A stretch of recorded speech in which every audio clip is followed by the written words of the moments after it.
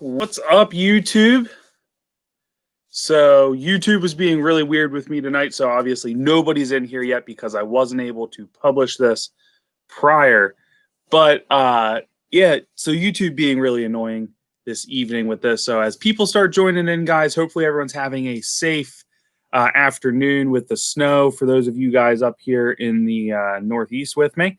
I know I've definitely had a little bit of fun in the snow. I got to film some, but I didn't get to film a ton of me goofing around the stove, but we did get a little on there. So as people come in here, guys, the main topic for today is going to be tow builds and the 6.0 Powerstroke. Obviously, you guys know how we do this here. That always up for you guys to ask basically anything on the channel you want. Eli, what's up, brother? It's all rain here all day. That stinks, guys. Also, don't forget to get your merch. We got the SOB hoodie up. Still the same code, 6 liter. All spelled out, one word is your code for discount over on Teespring. So go check that stuff out. I've been trying to get this post up for a little bit, but like I said, YouTube has been goofy with me. So anyway, those of you just joining, if you haven't already, hit that subscribe button. Now, tow builds and the 6.0 Powerstroke, probably one of the more common things I get asked about on the channel. Sorry, I'm attempting to multitask, not very well. But definitely one of the more frequent questions I get, and again, some good conversations about tow builds and the 6.0 Powerstroke. So I felt like it was a good conversation or good topic for a live stream here. Obviously, we try to keep these to about 2 hours until we hit 10,000 subscribers, and then we'll do our 4 to 5 hour live stream. So ask your tow build questions away, and hopefully we get a little more than 5 people in here. Stay hydrated, Nick. I do have my water. I will have to be up very early tomorrow to get into work. It took me forever to get home.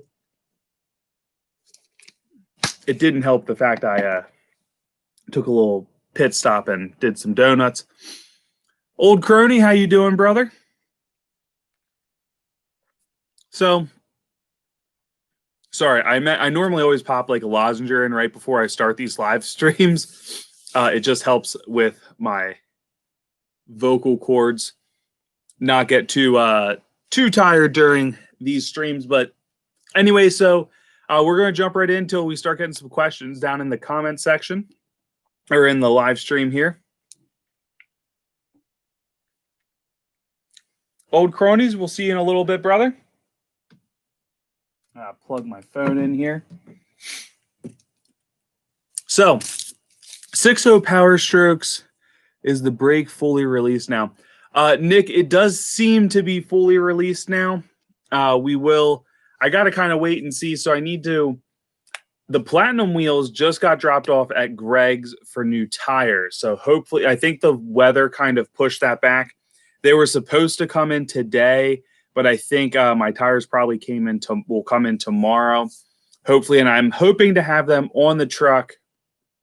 I don't know if I'll have time to go get them tomorrow. If not tomorrow, the next day I'm hoping to have my new wheels and tires on the truck.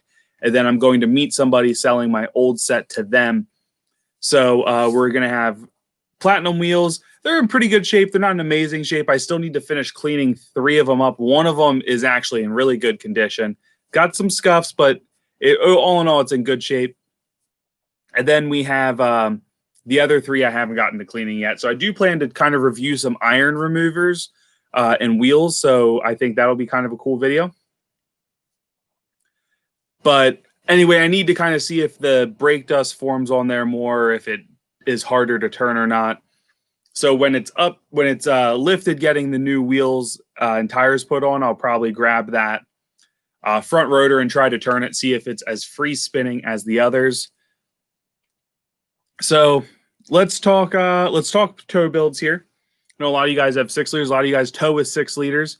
And first and foremost, I want to say you don't need to do a lot to have a whole lot of good. What tires are you going with, or are you saving for a wheel reveal video? It's me. I'm going with Nitto G2s. I think it's 275 65 20 is this tire size. It comes out to about 34.3 inches, and then it's only like 11 or 10 and a half wide, something like that. Like, it's not a super wide tire. I was going for a much more factory look. Like, so my white truck kind of has some of the more obnoxious parts on that are a little more in your face. It's got, not that they're like super deep dish, but it's got like more of that deep dish style wheel to it. They stick out a little bit. They're 35 12 and a halves. It's got the big exhaust tip, but you started Old Crony, but we didn't get into it much. It's got the grill, the headlights, the tail, everything's kind of a little more jump out at you on the 6-liter. And I just wanted to go a different direction with the 6.7. I wanted to go for more of that. When you just see a build that is just like perfectly put together and it's not over the top, but you look at it and you're like, holy crap, that's super clean truck. Like, I would love that. That's kind of what I'm going for. I'm not going for the same thing I did with the 6-liter. I'm kind of want to go a slightly different direction, but Taylor, no problem, brother. Or Taylor, I don't know if you're a girl or a guy, gonna be honest. But you're welcome nonetheless, and I hope you enjoy the live streams. Yeah, that clean sleeper look where like it turns your head and like it's not all factory. I'm not going for a factory look. Like, we'll definitely do some badges. Taylor's a dude, rock on. Hey, Controlled Insanity's messaging me, and why is he not in the live stream? Oh, he's saying something's wrong with it. Can you get in now?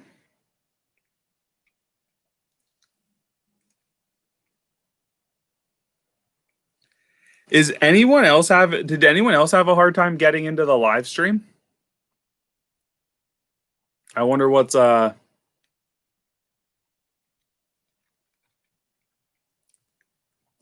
it's Amia. No, I'm with you, and that's why I didn't want to go. I don't like the crazy wide tires, like sticking out crazy far. Like on the white truck, they stick out like 1.5 inches.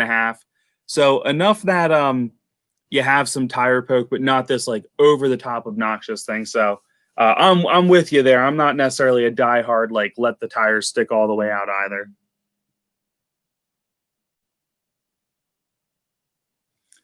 There's 5 of them. Well, we need to address this. YouTube was giving me a pretty hard time with some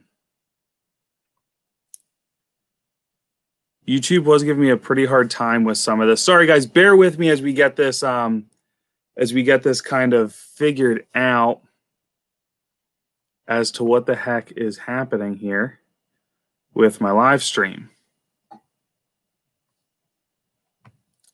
Because I definitely don't want anything, like I don't want people to miss it. I love the live streams. Let's go to the channel, see. I'm only getting one.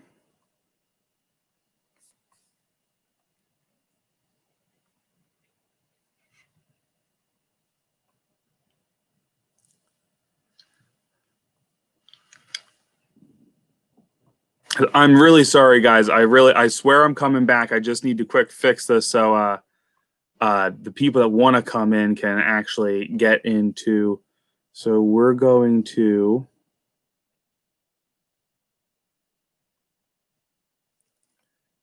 delete these guys here because they're not right. Delete forever. Sorry, guys. I swear I'm working as quick as I can.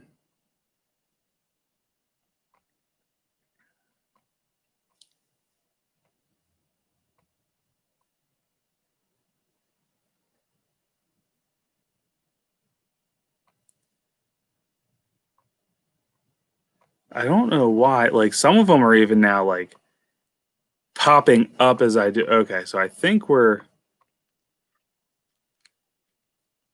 Mongoose, welcome back, man. We're trying to get Controlled Insanity in here. Mongoose, did you have any issue with the live stream?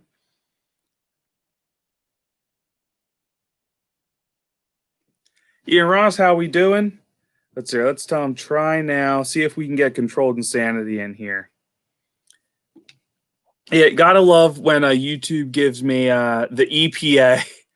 Good to have the EPA. I imagine that name will go over really well with the majority of my subscriber base. Anyway, let's see here. I want to. It's got a 425 big block and a 4-speed manual. Old Kearney, that sounds awesome, man.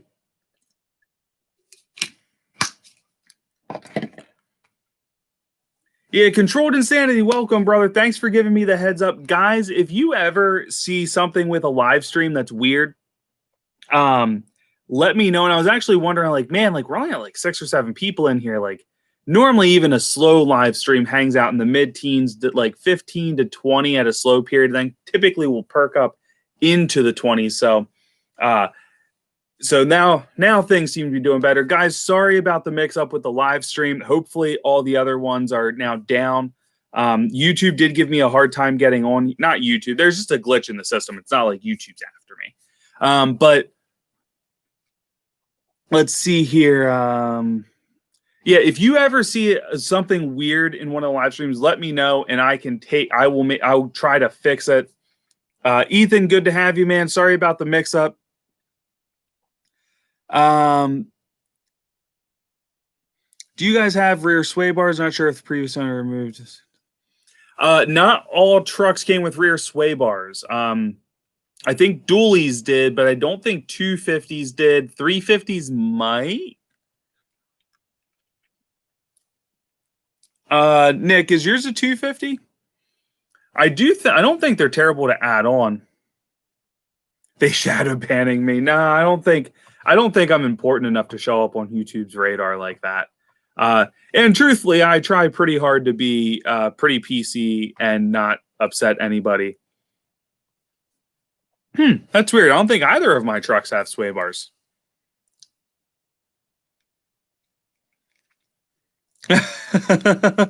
I totally didn't roll coal on that tree. That's like the one video I had that may have had some stuff. At the start of it, I started the video with no environments were harmed during the production of this video. So tow builds, guys, for real quick, we are shooting for 10,000 subscribers, and we are on pace, but man, if we're not cutting this deadline super, super close. So share these videos, get your friends to come to the live streams that are into diesel stuff. I know we talk a lot of Powerstroke things, but I think a lot of people in other diesels would actually really like to come to these. So I really want to make these big and have a good time. Also, guys, code 6 liter for compounds equal tow build. Also, 6 liter on Teespring is current discount code. We're going to continue to run that. I'm not sure for how long, but make sure to go check that stuff out. We have new shirts up. We have Delete, Tune, Stud, Repeat. We have the SOB on the front with Making 6.0s Great Again on the back, and all of our classic, the turbo design and all that. I did go back and fix some of these hoodies. So the one that the SOB came out smaller, we made it bigger. I like Tundra, cheaper to fix. A Tundra ain't telling what any Powerstroke can, dude. Don't get me wrong. I'm not knocking Tundra for what they are. I don't think they're necessarily cheaper than a Ford to fix. I'd be kind of shocked if they were cheaper. But they are nice trucks all in all. Not really my style, but I can appreciate them. Anyway, 6.0 Powerstroke tow builds. And I will say this, you do a very small tow build on a 6.0 and you're going to just run over a Tundra all day long. Especially considering a factory 6 liter will run over one all day long. Oh, Ford guy, nice. I'd like to put rear sway bar links or a rear sway bar on my black truck here in the future. Just haven't quite gotten that far. So 6.0 Powerstroke tow builds, guys. First, I want to say you don't really need to do anything to a 6-liter. It will tow really, really well by itself. I do highly recommend getting some type of monitor. You want to be able to monitor your truck while towing. That's super important. I also would get an EGT probe and a fuel gauge probe. Now, obviously, those two things aren't necessarily going to increase your performance, but they're going to help you let you know what's happening. Especially you get a tow build and you get a tune in there, which I do recommend. Shout out to a channel sponsor, Blessed Performance, code 6OBROS will get you 10% off tuning.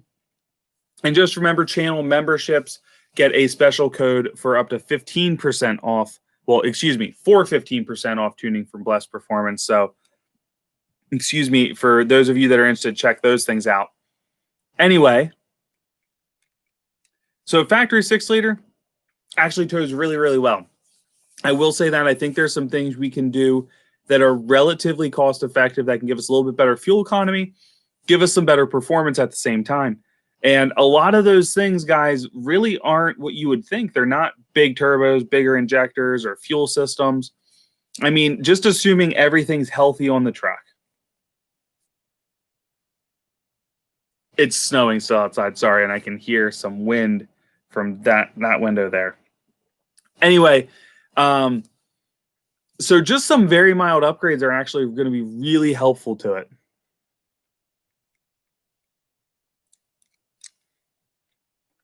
So controlled insanity, I did get some shots of the truck.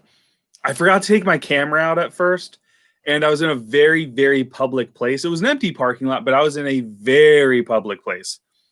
And I was already kind of pushing the limits. And so, you know how some people are, they don't like when people go have fun, like the EPA. Here, they're jerks. Anyway, so I only got a couple minutes of me goofing around, but I did get some decent little shots this time. The truck's running much, much better this year. And I did, of course, go goof off a little after work. What trans should I get for my 6.0 race truck? But so I got some shots, but I didn't have time to like set up my normal tripod that I would for something like that. It just kind of, you know what I'm trying to say, EPA. You guys suck the fun out of diesels and you know it. Yeah, so I did have some fun with the 6.7 today. It's weird though. I learned that if you don't turn off traction control, if you hit the rev limiter, if you hit the rev limiter, it will actually cut your throttle completely out. I thought I broke something. Scared the crap out of myself for a second.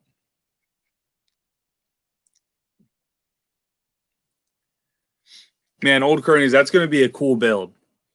So we do have some videos of me goofing around in the 6.7 coming. Well, we have a video. I actually want to get some of my friends. I was talking to some of the people at work, and I was like, hey, you should come along for a drive. I should try to scare you with my driving, and I'm going to record the whole thing as a reaction video. So I'm working on conning a few friends into that.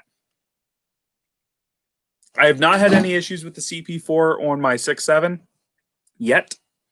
I think one of the reasons Ford has better luck with their CP4 pumps is they have the lift pump to it. And I will say my lift pump was a little on the loud side the other day. And it seems like it's not super, super quiet. So I am really trying to consider a fuel system for that in the near future.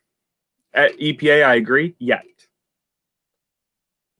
I think the biggest thing anybody can do to keep their CP4 happy is make sure you're getting good fuel to it. If you think your lift pump's going bad, get it out there. I have considered looking into some gauges maybe to try to test some of that. I know my sister is significantly more conceited than I am, thinking that, oh, you guys come here for her. She is mysteriously absent.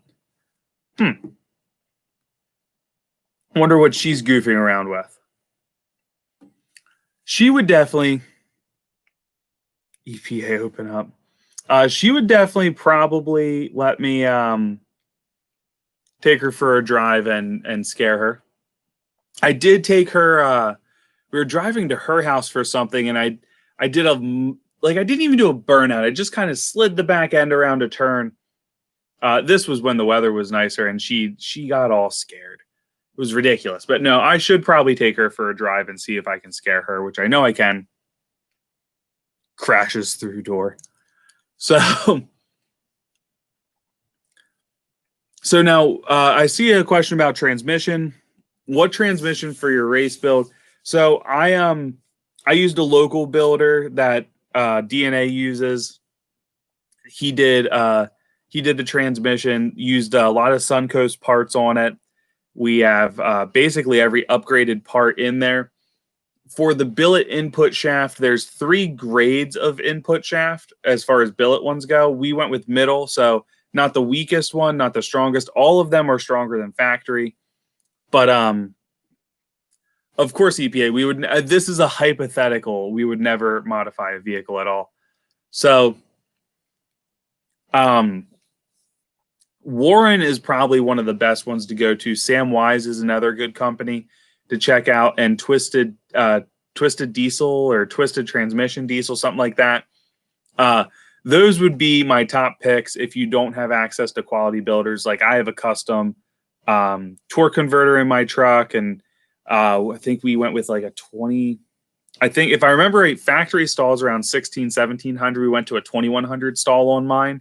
I'd have to go back and watch my transmission videos to see what exactly we did, but definitely a cool setup. I would probably really look at Warren or again Warren, Samwise, or Twisted for my transmission needs if I didn't have that accessibility to me. And honestly, if you feel you need a built transmission at all, you should go with every upgrade you can. Just go all in my opinion. I don't think you should. I don't think it's not a place to cut corners, because if you cut corners and you trash the transmission, you're going to have to do it again a second time. So it's expensive. It sucks. I know my wallet hurt for a while after my transmission.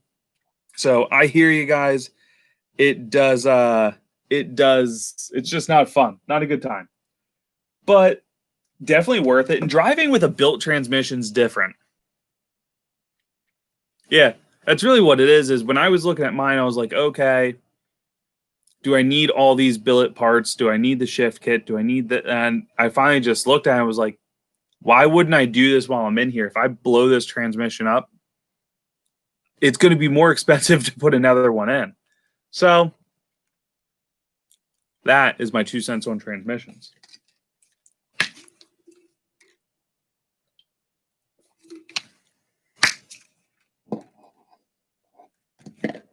FYI, for his trans question, you can daily 600 with no mods if you're not beating on it all the time. Yeah, I'll agree with that. As long as you're not beating on it and you take time to the time to turn around and make sure you have fresh fluid in there, fresh filter. I'm not saying flush the transmission, just fresh stuff. I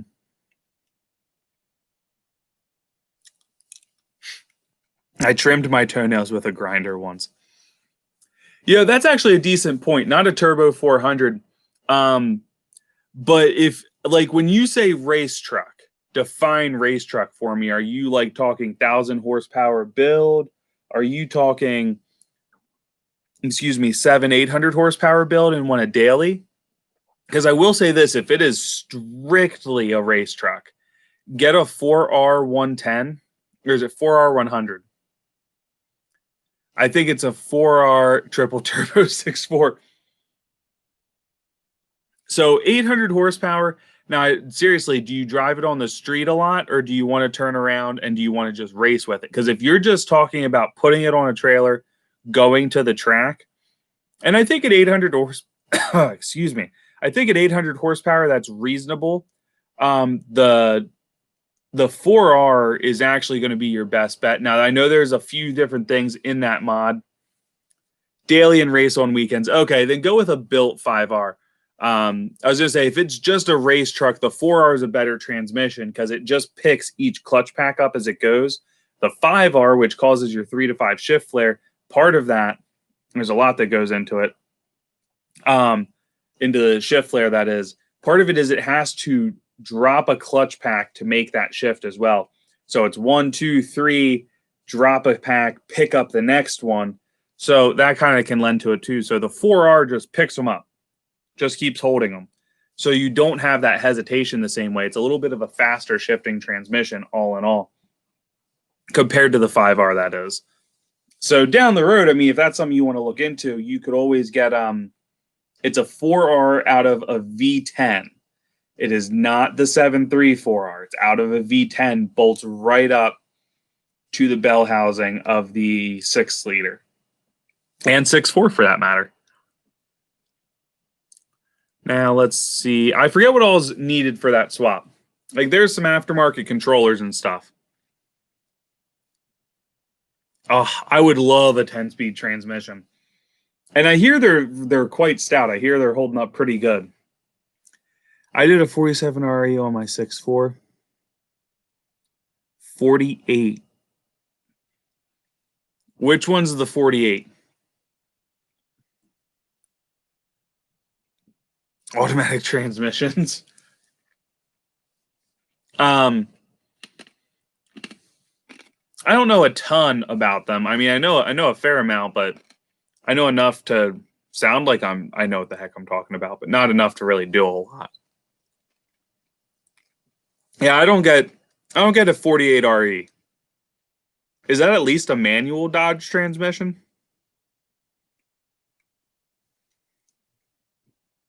No, Dodge does have horrendous transmissions. Their manuals are better, but even then, still, they really, I mean, auto. I don't get it. Why would you do that? It's the EPA. Since when have they made any sense? Yeah, the 6.0 exhaust does sound amazing. I really miss that, which brings me back to 6.0 Powerstroke Tow Builds. So real quick, so basically you don't really have to do anything. I do recommend monitoring those few things, so I think everybody should kind of be on that.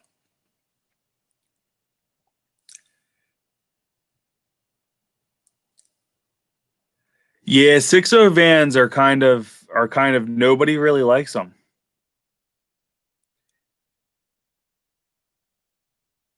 Hell yeah, load pipe save lives. I don't get it. I don't understand that. Brandon, I need you to elaborate and explain that to me, please. I would never, but then again, do you have a 6.4 that's going to break? So why not a Dodge transmission to break with it? The NV transmission I do hear is a pretty nice transmission. The EPA, I guess my real question is why a 48 RE over a 4R from a 7.3? That's what I don't get, because with the 48 RE, like there can't be a ton of information out there for that swap. The 4R is done all. I mean, I can appreciate just wanting to be different. Which, if that's your reason, then that's off limits. I surrender. I get it.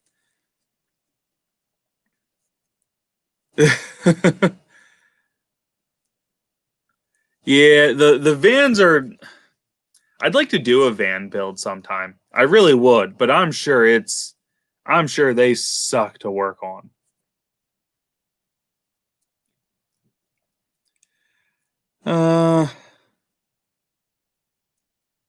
Yeah, ain't that true? So 6-liter tow build. What would be the first thing I would do? The first thing I would do is I'd get a 3.5-inch downpipe to a 4-inch exhaust. I do recommend mufflers if you're towing. Reason being, 6-liter exhaust, stupid loud. It sounds amazing, but holy crap, are they loud? You kind of need it to tame it down while towing heavy loads. Moving on, I think there's a few things under the hood. Looking at airflow through a 6-liter from time it starts there. Yeah, Nick, definitely. That's kind of what I talked about, a monitor, making sure we have our eyes on exhaust temps and making sure we know what fuel pressure is, and then understanding the differences on some stuff.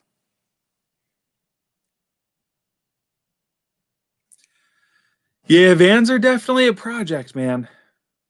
But it would be cool to do a van build sometime. Like the A-Team. I know the A-Team van wasn't a Ford, but tell me that wouldn't be cool to see an E350, just a big sucker, done up. So,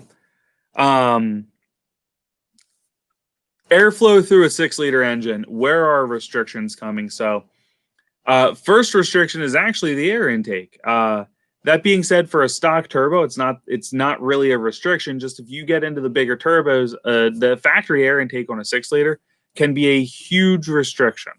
So keep that in mind. Moving on, the next real restriction we see, I do recommend getting rid of the plastic intercooler pipe. That's garbage. Get a metal one in there. It's not going to break.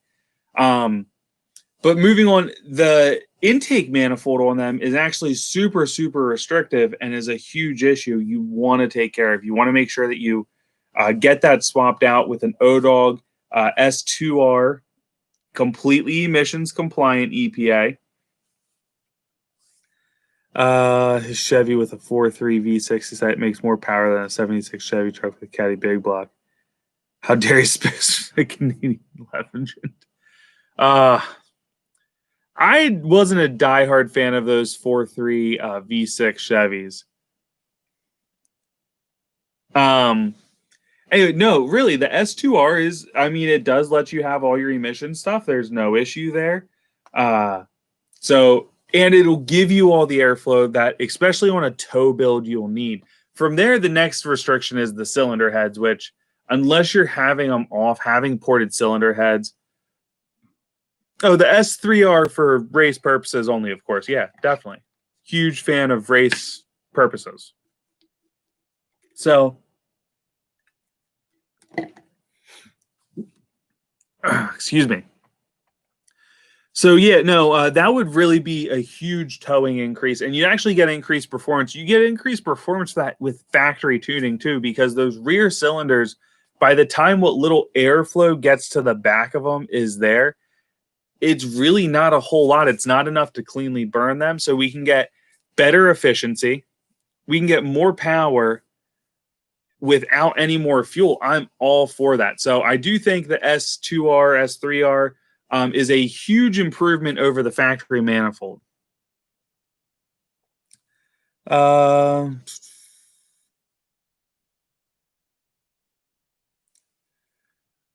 Doom, how you doing, brother? Good to have you. Sorry for the mix-up in my live stream initially.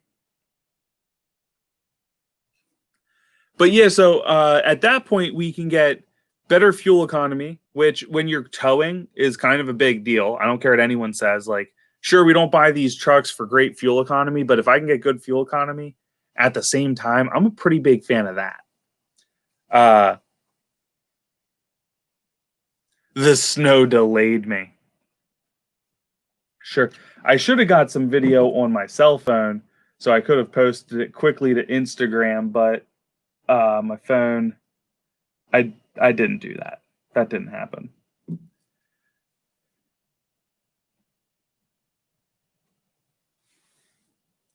So anyway, that's one of the best things you can honestly do is get that ODOG in there. Would you recommend Sinister?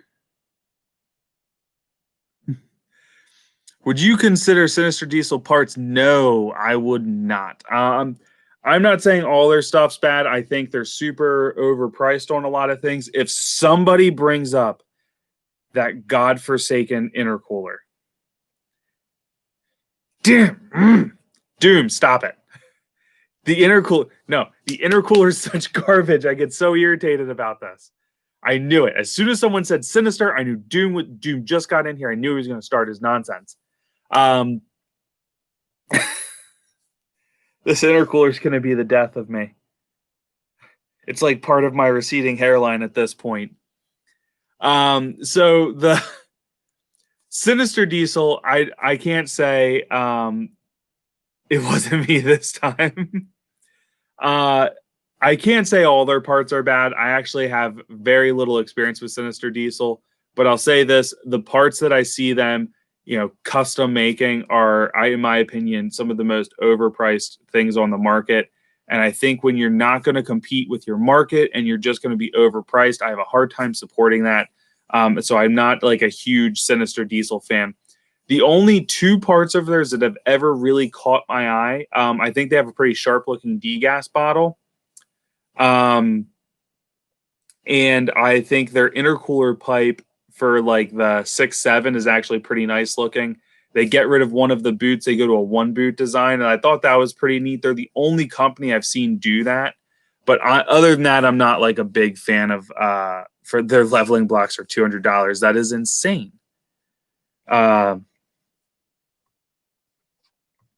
Second only to Chinese. No Limit Fab probably has the best intercooler pipes for the 6.0. I do like MBRP as well. Those are my top two recommendations for intercooler pipes on 6 liters. Sorry, I had to. Don't strangle me, please. What alternator should you run? So the factory alternator on a 6.0 is anemic, to say the least. Let me see if I can pull up any links here. If there's anything credible on Amazon to send your way. I'm going to say the $75 jobs are not good.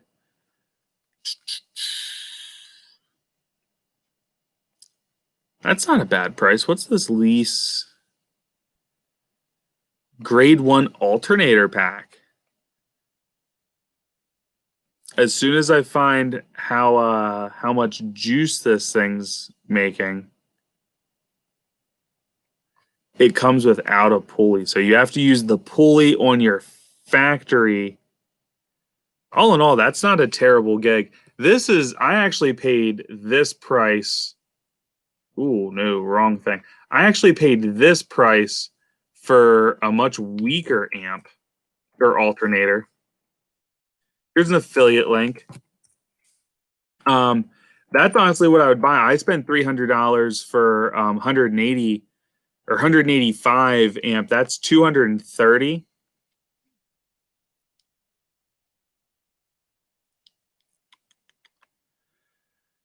My van is E350 extended. I love it, but learn stuff people should already know. I end up teaching them. It's a shame because the engine can be... No, the 6.0 can be a great truck. The problem is people and what they expect from it.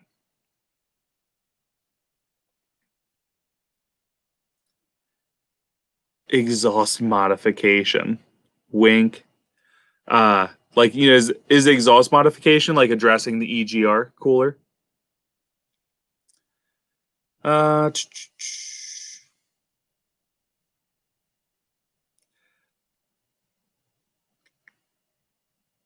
The EPA has been exposed.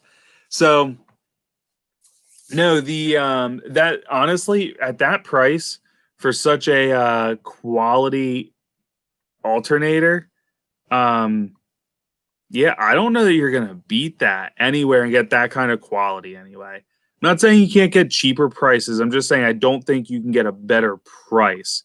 Now, I will say I would also recommend a wire upgrade, something like this here. You're going to want a wire upgrade like that. Again, these are affiliate links I'm leaving in there. And that way you'll be able to utilize the extra power that the alternator is putting out. It might be a little too much for factory demand, for a factory wiring system. Granted, I think they kind of go a little skimpy on the factory wires to begin with, so I would always recommend upgrading them. Man, I don't know why we lost 2 subscribers during this live stream. That's not cool. Anyway, and this should be a good day. My video is doing terrible from today. It's at 68 views. Not that I was expecting it to be a real head turner, but I thought more than 68 views. So, they definitely skimped on head bolts. That's for sure. So you need to kind of make sure you're getting enough, not running a big enough gauge wire to actually really what's the phrase I'm looking for, to make sure that you're really able to take advantage of that and everything's safe with it. Lost 2 subscribers because no, it was the intercooler. See what you guys have done? We're now 2 less away from our 10,000.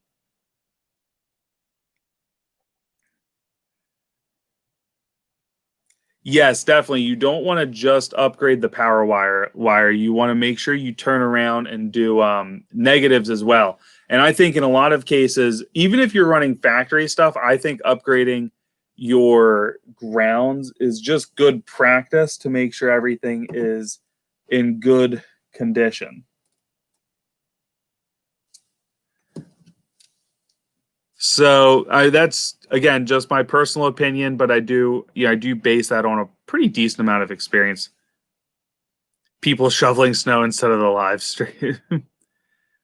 uh, 6. I have SD up pipes and they came pre-heat wrapped. So, all right, I do want to say this: Sinister Diesel does make one. What's it called? They make one set of up pipes. I like the way it looks because it is a really just nice smooth airflow. But they use those dumb slip joints, and I don't like them. I'd rather see not beveled. I'd rather see flex joints in there, like vibrant flex bellows, and then I'd probably have a hard time not looking at them. So, and I do really think at one point Sinister Diesel wanted to be the best, and I just don't feel like they do anymore. And I could be wrong. Like, I don't know these guys personally by any stretch, and I'm sure if they caught wind of me saying that, I'm sure they'd probably have a whole lot to say about me and what a joke I am. But oh well, I personally really don't care. But I am looking up this Y pipe that we were just talking about. Oh, I know I'm going to upset the second I look at these manifolds because I know they're stupid expensive.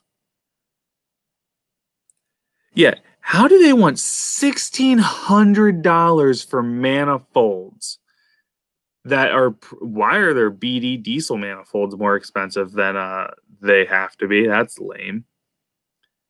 All right, where's the Y pipe? Those manifolds down. Up pipes. Here we go. So, Sinister Diesel sells a knockoff set of BD stuff for the old 7 tree.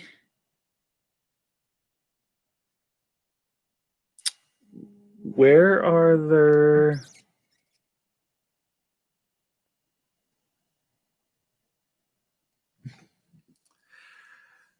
Here they go.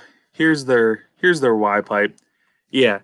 So just the way they joined them, I just think is pretty slick, and I do like that part. I will give them that one.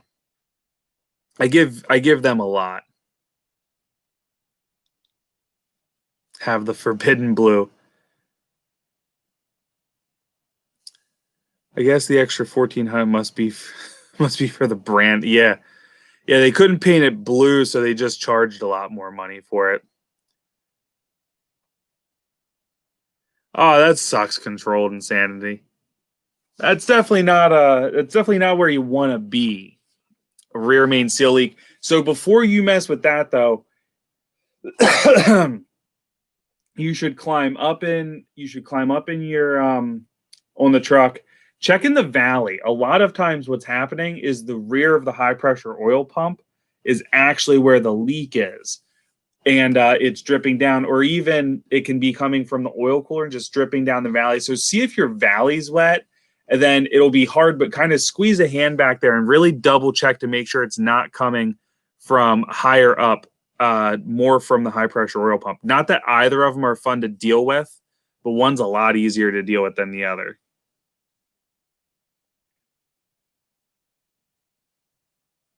They tried. Good advice, Ethan. Always like seeing when you guys turn around.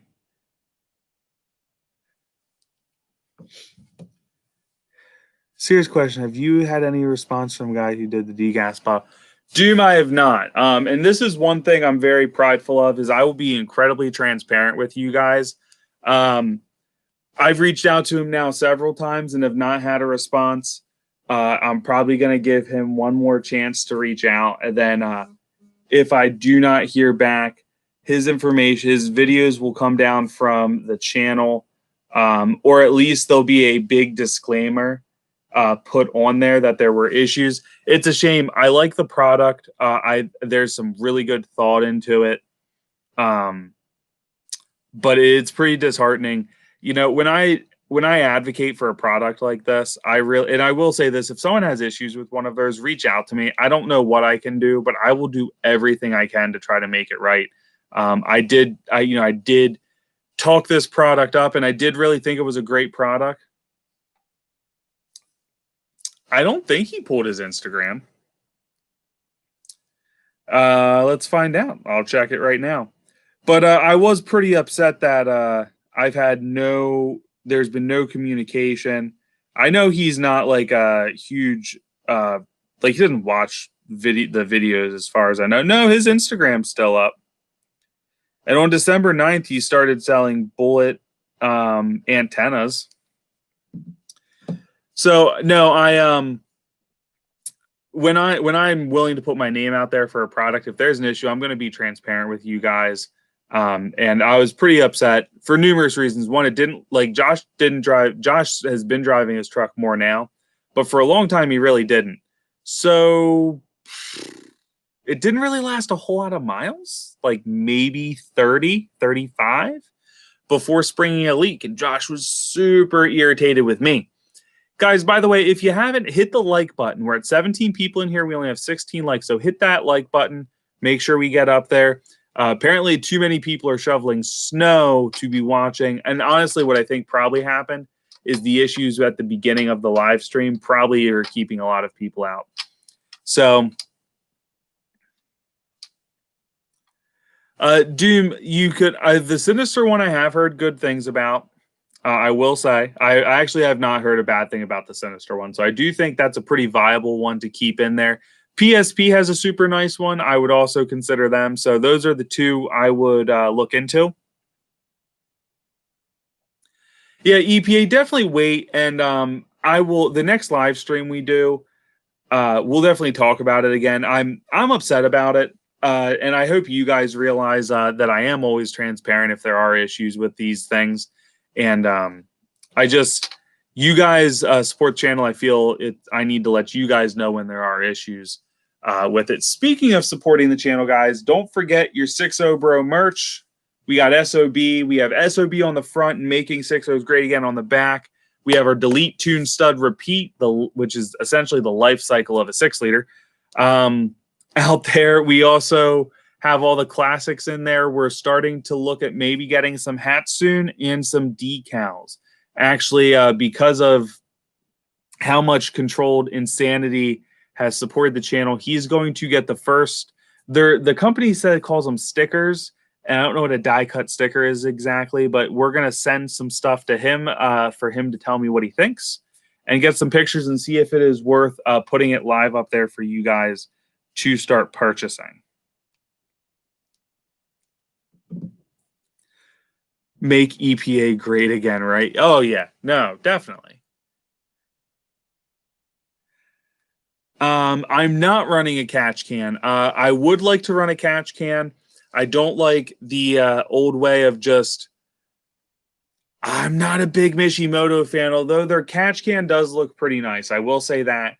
I'm not a fan of these just running it down to the street or like putting a hose. I think that's kind of, I don't know. I don't like it. So I'd rather run a catch can with a hose that comes back, or even a catch can off there that then plumbs into the exhaust so you still get the vacuum effect would be one way to do it.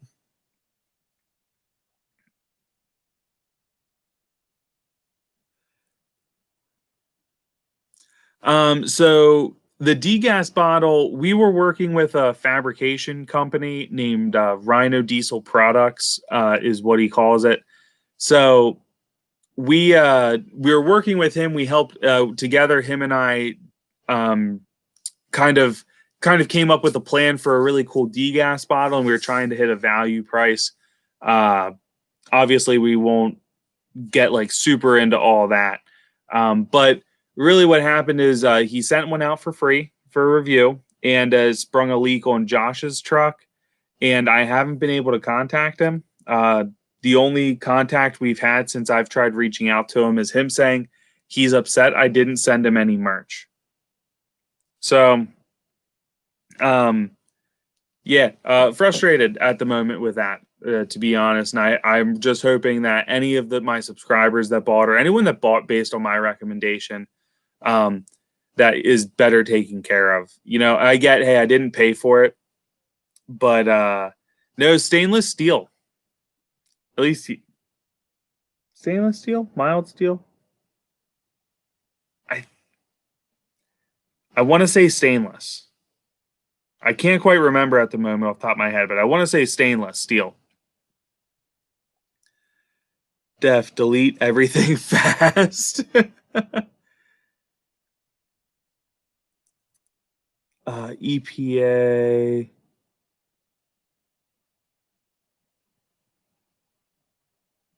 Who's been great? Make EPA great again. My Mishimoto degas bottle was a giant turd. Leaks. It doesn't fit great. Yeah, I don't like my Mishimoto one. I think their price of value is like spot on. I will say that. I think like they nailed the price point for that product, especially compared to the rest of the market. Like you have to go to like real cheap stuff at that point. Excuse me. Sorry. You have to go to real cheap stuff at that point to beat their price, and there's real mixed reviews on those things. So the Mishimoto one, I love the price and the value, but the follow through has not been great in my opinion, at least not on my truck. Somebody send me the delete everything fast. That's funny. I definitely think that needs to be a shirt, guys. We're gonna Controlled Insanity. I'm gonna message you that because, well, it's funny.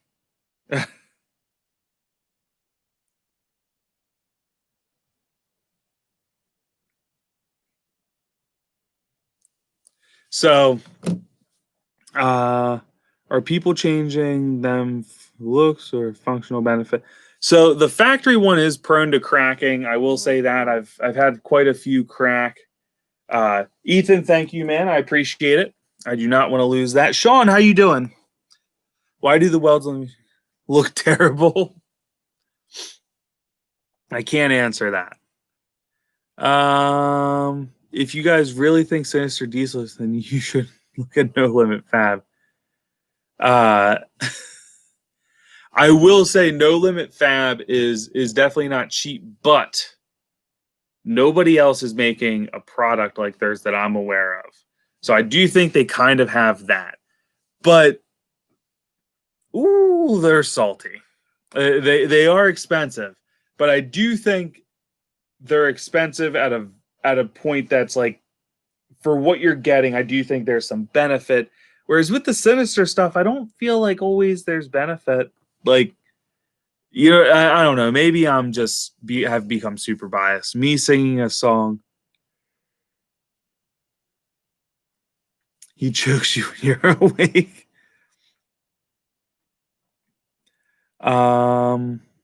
Let's see here, but I forget. Oh yeah. So anyway, we are gonna give a one more call this week, trying to get a hold for the degas bottle. And then honestly, at that point, guys, like I said, there'll be disclaimers posted on those videos, and he'll be taken out of the description of videos as well at that point.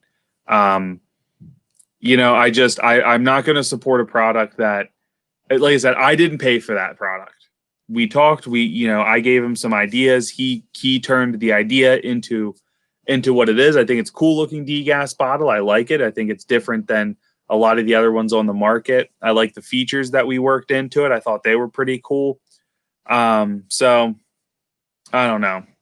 Can you see the coolant level with an aluminum degas? Typically, they have some kind of sight glass on them. Mishimoto has like clear tube. Guys, I am sorry. I have no idea why I'm yawning so much.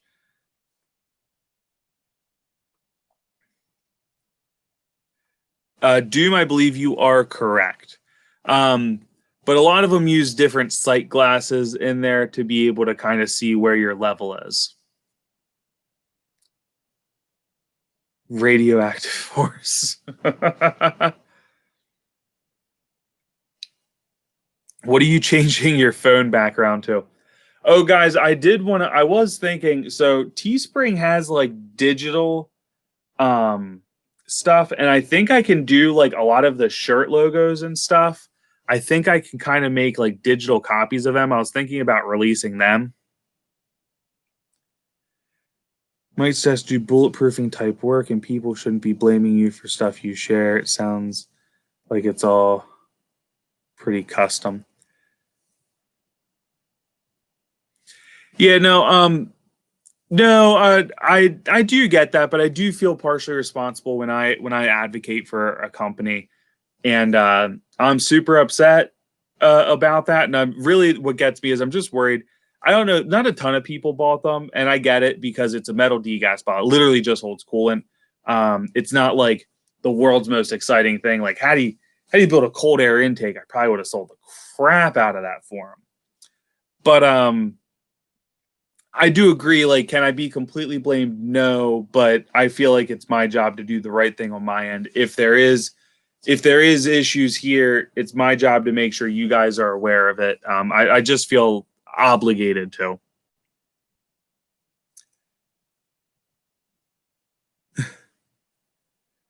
Talking Tom.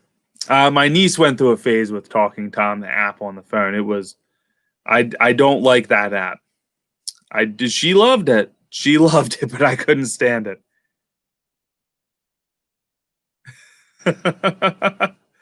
But yeah, no, I do like the custom degas bottles. I think they're cool, but at the same time, they're not necessary. But I will say the factory ones do crack. It is an area that is prone to failure, so that's kind of why I like them. Controlled insanity, I agree. Hey, obviously this has turned into more than just a hobby at this point for me. And, if I'm going to recommend a product or a company, I want to make sure that it's quality. And I thought that this was quality. And unfortunately, we've had this issue, to which, hey, mistakes happen. I get it. I think everyone should give a company the chance to redeem themselves. I have no idea why I'm yawning. The TV show, not the app. Oh, sure, it's not the app.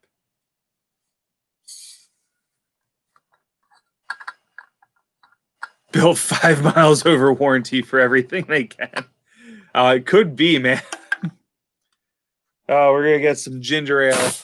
Yeah, really, really liven it up tonight. But drink a White Claw. One of my friends, when she came back from maternity leave at work, she was talking about White Claws, and I was like, you really remind me of a girl that would love her some White Claws. Like when all those jokes about it came out. No, just ginger ale, man.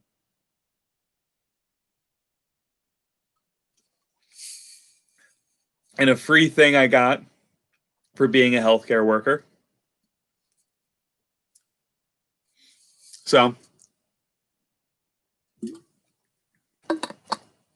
White Claw should sponsor the channel. Actually, that friend of mine wants to start a YouTube channel. We were briefly discussing that. I've actually never had White Claws, though, for the record, but it was the first person I thought of when I heard the phrase, there's no laws when you're drinking White Claws.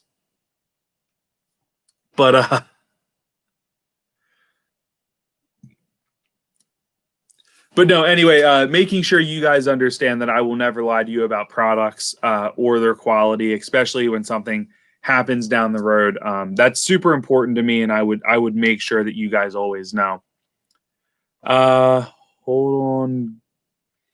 What would the build list be if I wanted to make 700 horsepower? So 700 horsepower. So we're just going to assume that we have studs all taken care of. You're going to want to have 700 horsepower. You're probably going to want to be Doom. Thank you. I appreciate it, man. So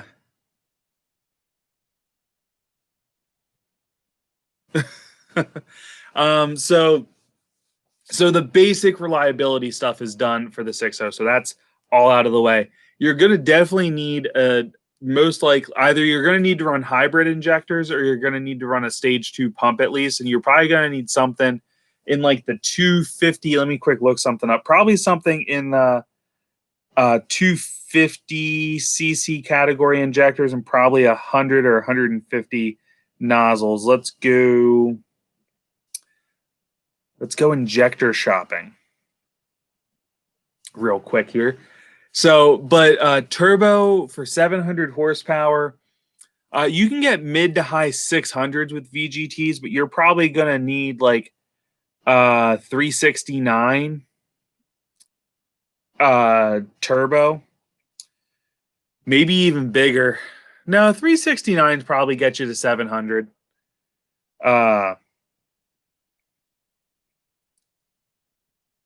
So we're going to go check injectors on Warren Diesel. Let's see here what they got.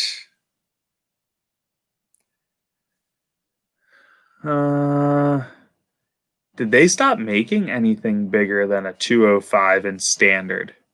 I think they did. I actually agree with that, though.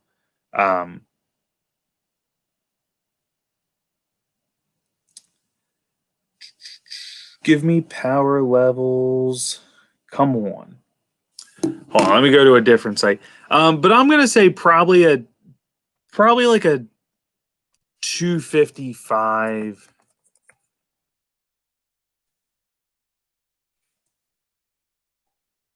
injector. All right. So I gotta close some of these extra things. Got nonsense up here while we're trying to look at cool stuff.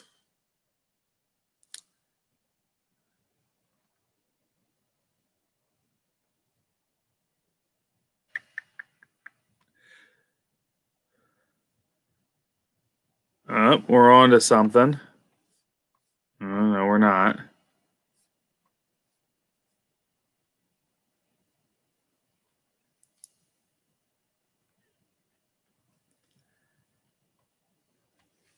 Yeah, you're definitely going to need hybrids, and probably a 369 should get you there pretty good. But and you're going to need. Sorry, computer's trying to tell me to do stuff. You're going to need a full fuel system. What would be the build price? That's kind of a hard one. You're probably going to have like somebody quote that out for you, because that really is going to be a tough one to just come out and say with any level of like certainty. That's just going to be hard to do. I'm trying to see if there's any like power packs. There we go. That's what we want to see. What's the street truck? That's 600 horsepower.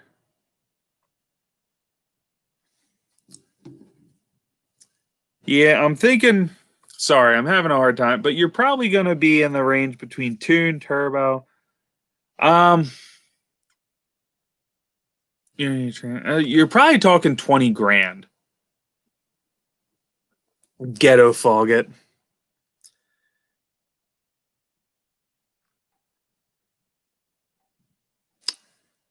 Yeah, Full Force Diesel has some nice stuff, but they definitely don't. They definitely don't get into crazy performance.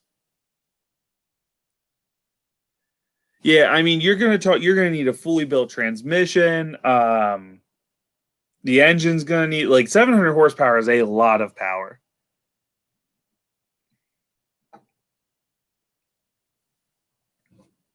Sorry, quick send one text message here. Who's calling who's strange?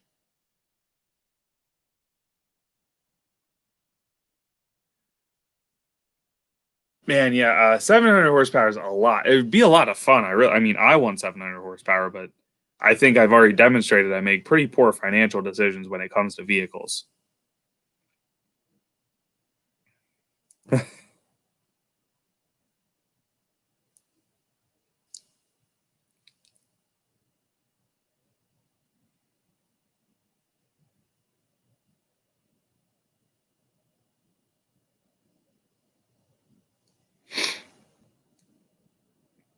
Sorry, guys. Oh, you're calling yourself strange. That makes a lot more sense. Honestly, for most people, I really recommend 600 horsepower. If you really want to push the limits and have something that other people don't necessarily have, 600 horsepower, a little easier to maintain. You still should be good on factory connecting rods, even with VGT turbos. As long as you're not doing anything in a compound system, 600 horsepower is fine with the factory connecting rods. Typically, you can still have issues, but they're normally all right for that. You could go Turbo Time USA 66 millimeter turbo would be a good one to put you in that range to get you around 600. Plus, because it's a little larger, even though it's still VGT, it would have a little more lag, so you wouldn't get that real down low grunt quite the same. Am I not strange to you? Nah.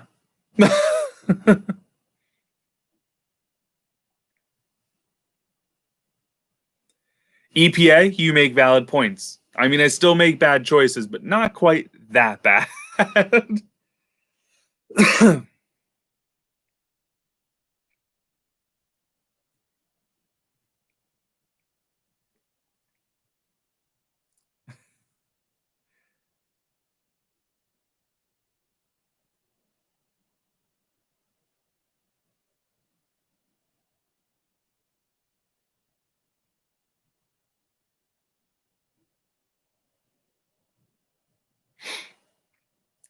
Sorry, guys. 1 second and I'm done.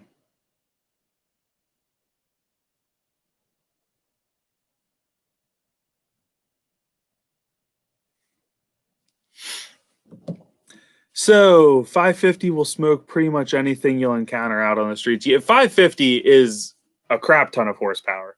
I mean, my 6 liter is making about 520. Well, it was making about 520, and I got to be honest. Um, you like even even some cars that had V8s, it was able to really beat. Now, don't get me wrong. I'm not saying the truck was faster than a bunch of cars. I will say this: at 600 horsepower, that truck is eating most everyday cars you're seeing. But at 520 horsepower, it was still pretty quick. And unless somebody was real good with their gearbox, I've beaten quite a few cars doing like light to light stuff. Old crony, I'm curious now. I need to know who is your favorite cartoon character? Uh, when your Dodge transmission goes out, Chevy, just like a rock, it just sits there.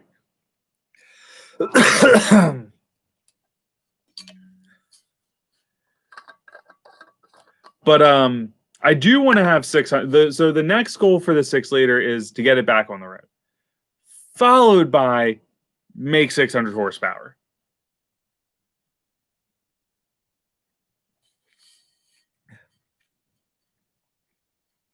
Oh, if someone has a 4.6 Mustang, my truck is eating them alive Like, there's no way. There's no way unless a 4.6 has forced induction, a 4.6 is not keeping up with my 6-liter. I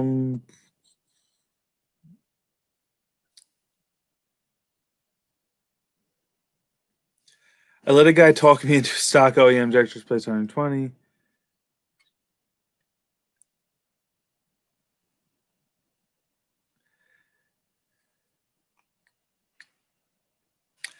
Yeah, so I will say injectors, you don't necessarily need a torque wrench to do injectors. I will say I recommend torquing the injectors and the oil rails with a torque wrench just to make it just so you know you're not breaking stuff.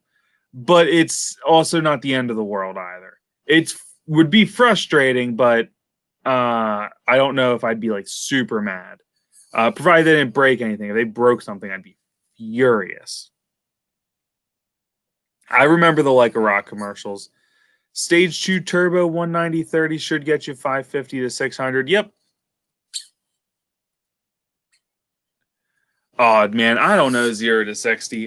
Not long, but I honestly couldn't tell you 0 to 60. I've never even checked it.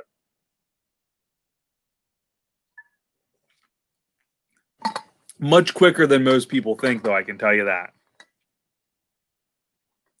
Now it's real people, not actors. I always watch Zebra Corner, who always is making fun of Chevy commercials nonstop, and it's hysterical.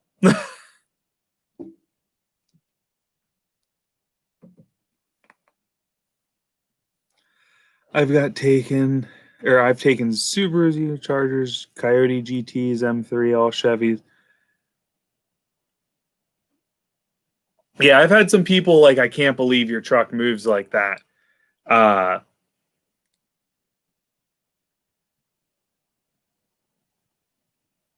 Yeah. Yeah, if I was being paid, I would definitely torque injectors down. I would torque the oil rail down. I don't torque the valve covers down. And I torque the spring clamps on the intercooler pipes. I torque them to spec as well. 5 cheeseburgers and 2 Sprites. It's just 600 horsepower is what I think. Honestly, like, that's kind of what I think is for people that daily their trucks or like just want a really fun truck but not over the top. I do think a 600 horsepower 6-liter is like perfect.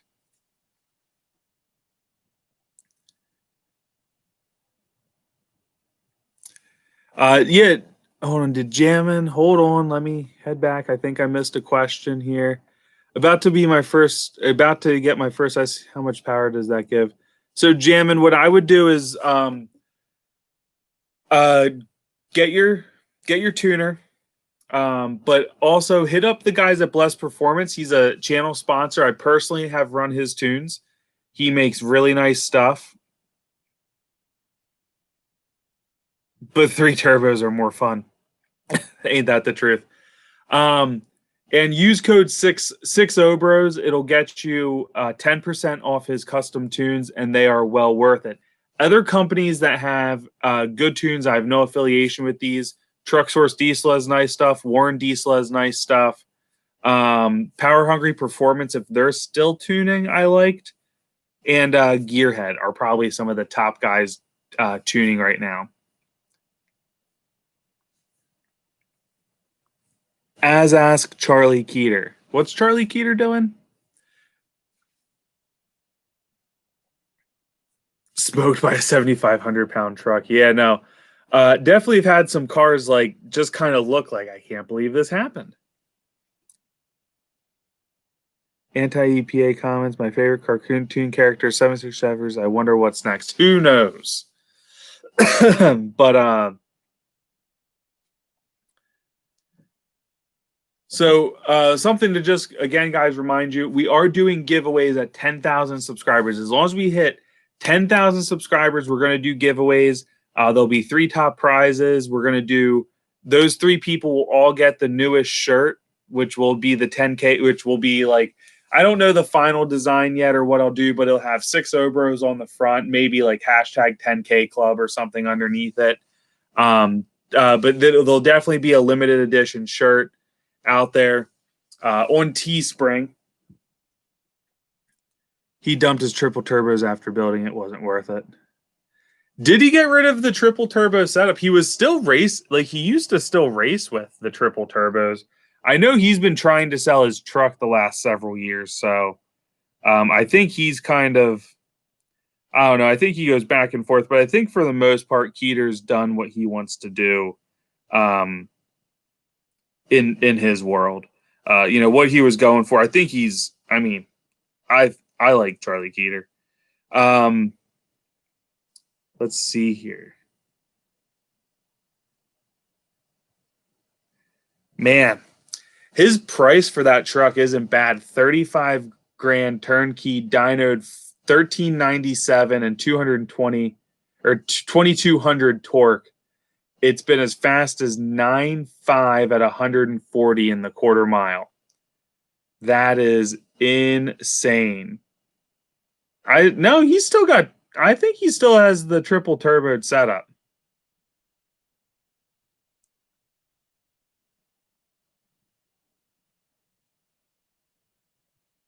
I think Josh commented on it. No, that was probably me. Never mind. But anyway, sorry, that's enough looking at Charlie Keeter's truck. Are you guys seriously running sub 4 seconds 0 to 60? I really don't know.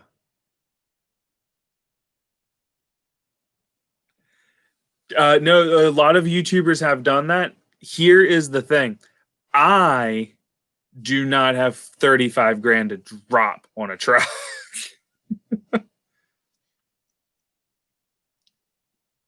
Where do you even stuff 3 turbos on a 6.4?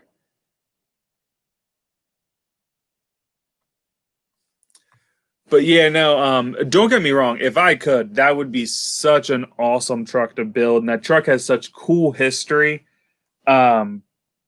But at the same time, it's just more than what I like. I gotta tell you, I think I'm a pretty good driver. I wouldn't know what to do with that truck.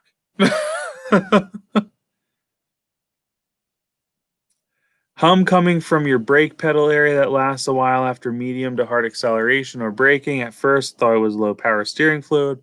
You got plenty.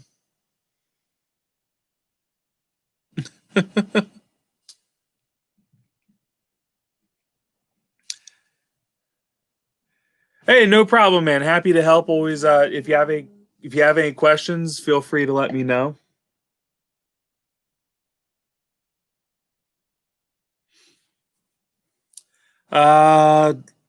Let's see here. What could be humming from that area?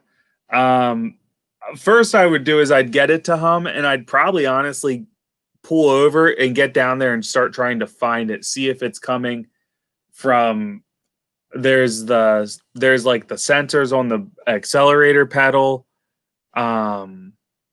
Yeah, I that would be my first step. I'm not sure where it could be coming from, but I would definitely go like start listening to it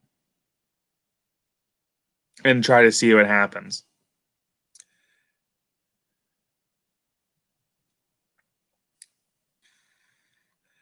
Who are you asking? Behind the driver's seat. Relocate battery. I've hit people with chairs. I'm so I'm so lost in my own comments right now.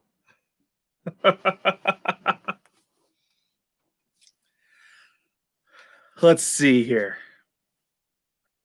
Well, until we get some questions back in the comment section, let's go back to tow build. So One thing that has come up a fair amount in the last couple live streams is downpipe size on a 6-liter. So you guys often hear me recommend 3.5-inch downpipes for 6 liters.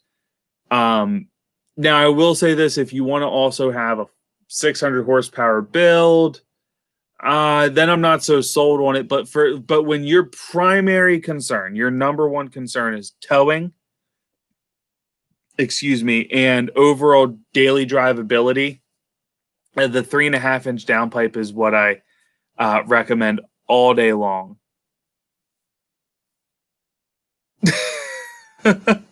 Back to our regular. Now that I've gotten lost in my own comment section, back to our scheduled programming for the evening.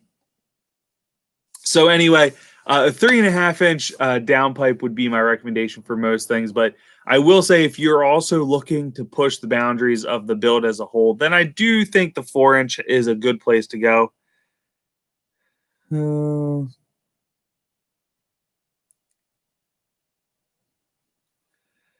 What would be the benefit of having large injectors for towing, especially if you don't race? So I am actually a fan of bigger injectors, and what I find is in my experience, when I went to a bigger injector with a stock size nozzle, so I don't actually change the nozzle, I did feel like I got a little cleaner performance from the tow build. But as far as like significant horsepower numbers, probably negligible. Honestly, typically the injectors are really for something you want to do outside. Outside of that towing capacity. So if you were to do like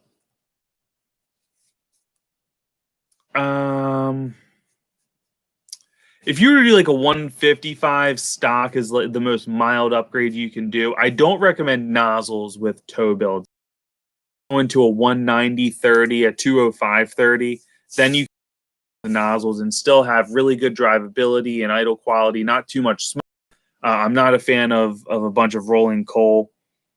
I think stock nozzles really perform best in that sense.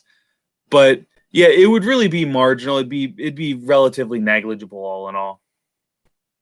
If you went that route.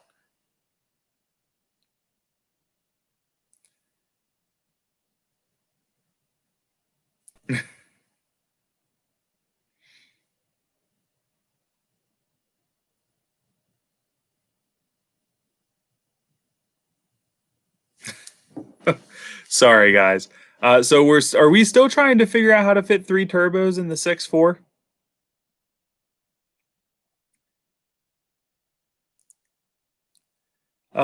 My thought is don't waste your money. Stock is fine with tuning.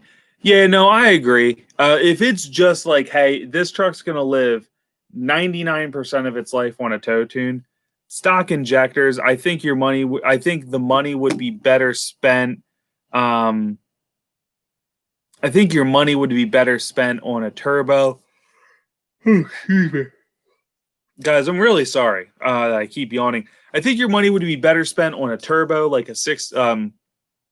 Turbo Time offers 2 turbos I would tell people to look at, and that is the 61 millimeter with 10-blade turbine wheel and their Stage 2 64 millimeter. Both are going to perform similarly. Both are going to do really good. But the 61 millimeter will spool faster, have better idle performance. The 64 millimeters will outperform it a little in that mid to upper range. As you're trying to get up to speed or as you're pulling a grade, that's where that turbo would be better. So they're both really good options down there. I would definitely check them out, especially over injectors. I think the turbo upgrade is a better pick for most people.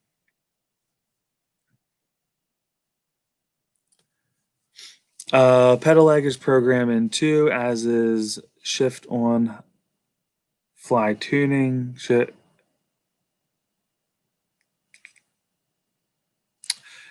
I would go with, sorry guys, just trying to keep track of the comments here. I would go with 64. I wouldn't do a 190 stock injector. I don't think you need to go 190. A stock nozzle can't outflow a 175 injector. So now I will say this, you don't lose a ton in that upper range, but you do lose a little bit. But a 190 definitely needs a 30% nozzle. Would I ever get rid of my two-piece drive shaft? No, here's why. It's too long. So on the 6.7, how they do a one-piece drive shaft is there's a slip yoke built into the tail section of the transmission to bring it out long enough that it's safe to have that one piece. On my white truck, I don't. The only thing I'll honestly do is I'll probably have a drive shaft made for it at some point. That's really the only thing I could see me doing. I don't see me ever getting rid of the two-piece design. I would love to go to a one-piece, but I'd also have to stop racing because the truck before it gets bigger injectors in there was doing 98 miles per hour in the quarter mile. So when I put bigger injectors in, we're definitely going to be in the low hundreds. And that's going to kind of, my guess is probably, don't hold me to this, I think it'll be able to do about 105 in the quarter mile with the next injector, which is going to be a 205/30. So for that, I'm just too close to that area for the 5R with a crew cab short bed that I could destroy the drive shaft during a run. And that would suck. One, that'd be a real bad day because also if a drive shaft goes out, it's probably breaking something else. That being said, I love the one piece of my 6.7, and there are places that'll make you a one piece for a crew cab short bed and a 6-liter, but also there's a built single piece. So I've looked into it. Like I did spend a fair amount of time looking into it because I had my two-piece rebalanced, U-joints replaced, the carrier bearing replaced, and really I couldn't find anybody that did it that said even with a built drive shaft that it would. Sorry guys, I'm losing it. I didn't find anybody that said that it would be able to go faster than already what I was doing. So no, I would probably not. I don't see any current scenario. The only thing I could see me doing is if somebody started offering a different tail section for the 6.0 that pushed it out even further and made it safe for me to run a one piece. I would love to run a one piece drive shaft. It's just that. Sorry, Nick. I'm sorry, brother. It's just that in order to do it, you would need probably a custom tail section for the truck with 3 shift. Old Crony, how you feeling? You okay, buddy?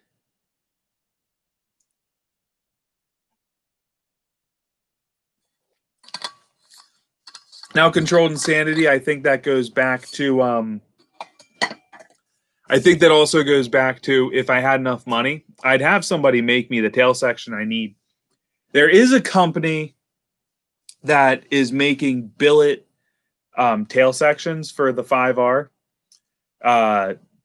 for your transfer case area. So I have thought about, like, if I had enough money, I would contact them and say, hey, how much would it be for me to have a custom tail section made with that? And you guys push it out a little bit further and have the slip joint right off the transmission and extend it far enough that I could just go to a one piece. And all I'd probably have to do is add an additional bracket to support the additional length.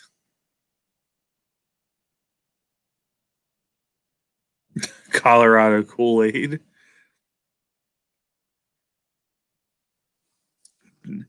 Is the two-piece articulated or just straight with slight length?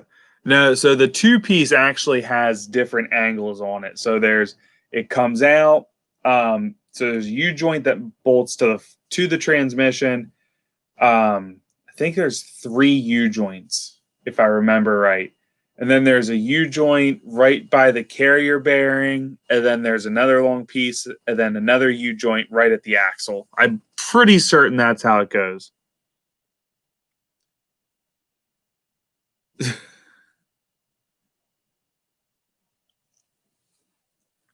Don't get me wrong. I spent a fair amount of time looking into that particular topic. When I needed mine.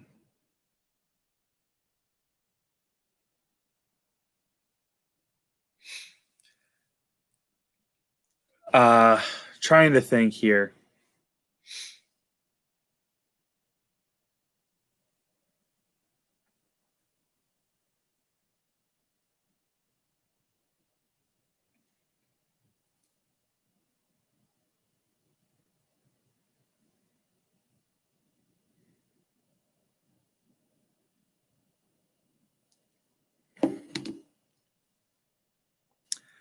About to grab some with white lighting. I need. Yeah, I really want to do water meth injection. Controlled insanity. I'd be careful how you word that.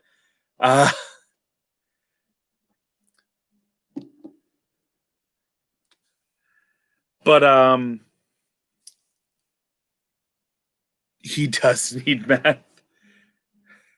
They're definitely not talking. I feel like we're not all talking about the same meth here. You for the yawns. Yeah. We'll probably be calling the live stream a little earlier than normal, guys. It's been a long couple weeks in healthcare, man.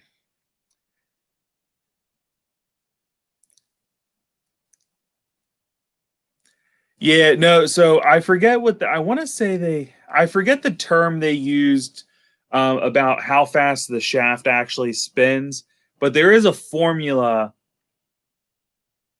Yawns at 5 horsepower. There is a formula for like the diameter tube they're using and the length and how long you can, um, and how long and what that'll tolerate. So that's kind of why they a lot of places won't, is because it's like I do think it's like 98-ish miles an hour on a crew cab short bed that you can go before you're there. So nice guy, I would say between 40 to 60 horsepower is probably where you want to be now. uh, Really, a lot of guys think not all tunes necessarily, like you can have a 50 or 60 horsepower tune that performs very similarly to a 40 horsepower tune depending on where you're making that power, and tuners can do a lot of stuff to still give you the top end performance you need or want. And I do agree. I did a 40 horsepower tow tune for years on my truck, and never took it out. Towed 12,000 or towed between 9.5 the first couple years, then the last several years towed 13,000 without issue. Want some color? No, I'm all right, buddy. And I think I want a one piece. Yeah, I do think ladder bars would help you a lot. I think you would really like them, and I think that would kind of solve some of your issues. I kind of remember us talking about this with that you have like some axle hop, maybe, if I remember right. I could be wrong on that, but I do think the ladder bars or even any traction bar would probably help. Caltrax would probably do the trick too.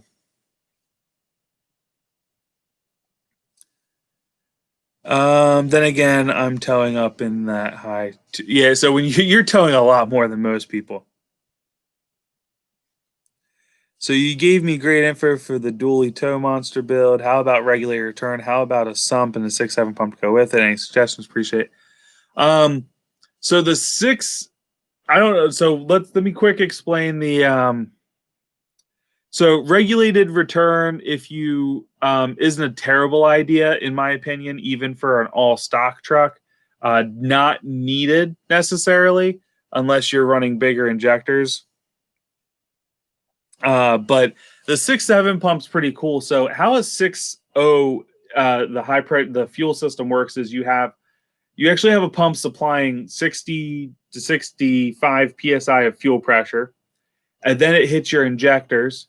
And then the high pressure oil pump is actually what supplies the final fuel pressure, and that's what gives you like your 20 some thousand psi injection pressure. I forget what it is. And if you turn around, then what happens is, or in the 6.7, what happens is you have your low pressure pump supplying, I think it's like 10 psi, and the CP4 does all the other fancy stuff. So I do think a 6.7 pump feeding a 6.0 pump is a good mod if you want to do it on the cheap and have easy accessibility to replacement parts should they fail. I do think it's very important to be monitoring your fuel pressure though too. I run a sump on my 6.0. I like it.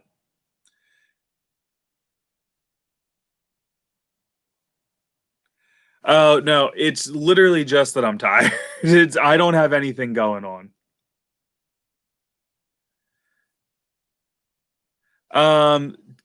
So in my opinion, with some mild upgrades, so let's say all of our factory stuff's good.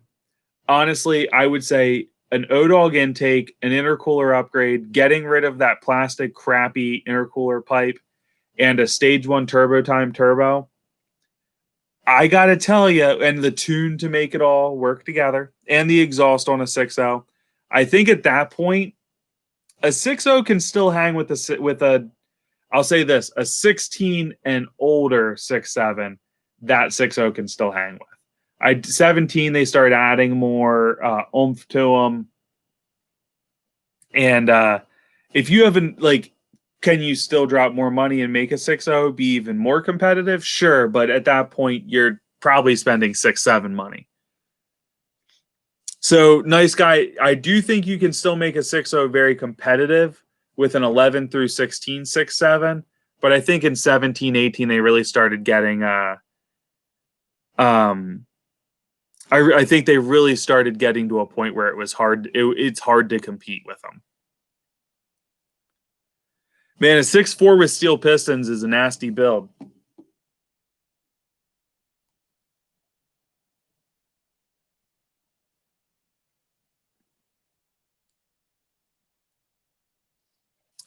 Old crony, you just be careful, man.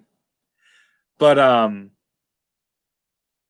trying to think here. So, what videos do I have coming out soon? I gotta think about this one. I do have videos planning to come out. I do want to do a best year 6.0 Powerstroke part 2, where we start talking some of the smaller changes between the years, like more year specific issues and resolutions to them. I want to do a part 2 to the best year 6.7 to do.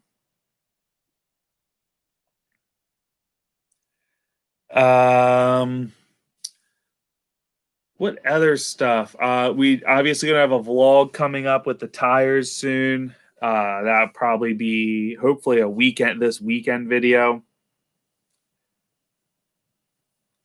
Doom. That intercooler. I hate that intercooler so much. It's pretty cheap. Find a school bus with max force engine that seals pistons in it already. 10K for an 05.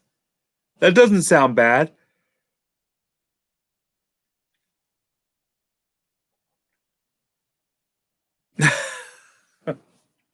Yeah, 10K doesn't sound too bad.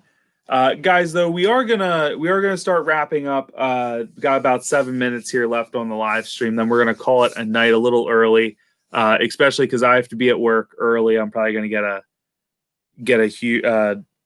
probably get to bed at a good time and wake up because I got to drive through all the snow. But no, steel pistons in a 6.4 I think is a monster of a build. Thank you guys, I appreciate it. Controlled Insanity, yes. As soon as I get time to sit down, I will be sending you out stickers. I'll reach out to you for shipping information, where to send stuff. But that's definitely going to be happening. And I'm just worried it's not like I want the decal. And I'm worried it's just going to be a sticker with whatever I put my design up there of, and I don't necessarily want that. So we'll see what happens with it all. But that is the goal of that whole thing.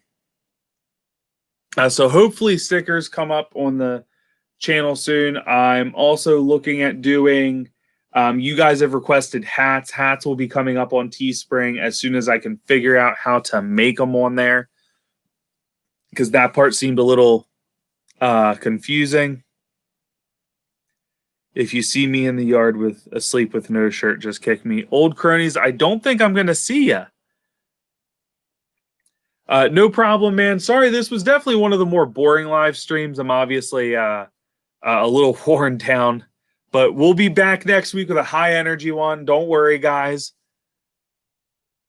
Ethan, yep, they're coming soon, and I'm hoping decals at the same time, so that we can get some pretty decent decals out there to you guys. It's just, they're called die cut stickers, and they're for cars. So I'm not like 100% sure what the heck that is.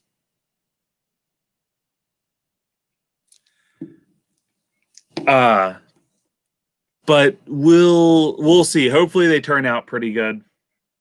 Yeah, no, I got conned into a last minute late shift yesterday, so I worked my normal shift, then stayed another like 4 hours.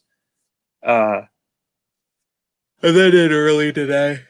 Oh, sorry, guys.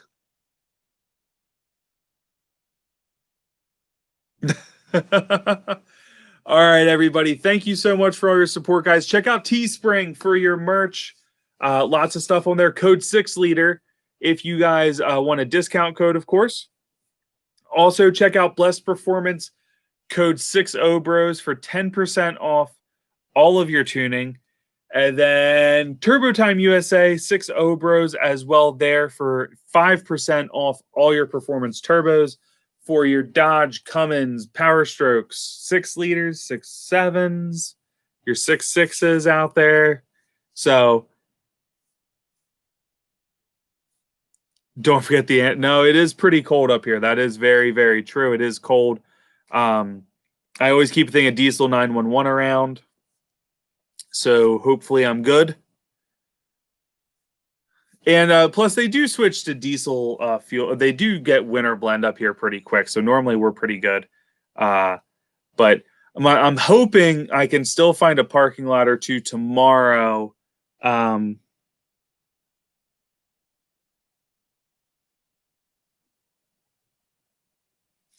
Sopan, hit me up on Instagram and we can talk about that. And I might need to hit you up for some of that. But yeah, no, the weather is up here hitting us pretty hard. I'm hoping I can get some better video of me doing some donuts in the snow tomorrow. A lot of places are closed, so I think a lot of places probably aren't having their parking lots plowed. And if that's the case, I should be able to have some fun tomorrow. I don't know what they're calling for the low up here. Not freaking warm though. That's for damn sure.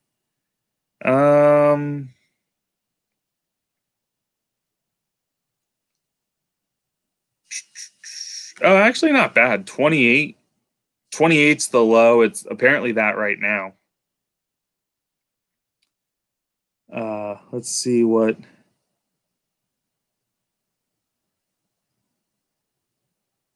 Yeah, so it'll be 30 degrees when I'm driving to work tomorrow. Robert, you missed it, buddy. We're closing up shop early tonight, man.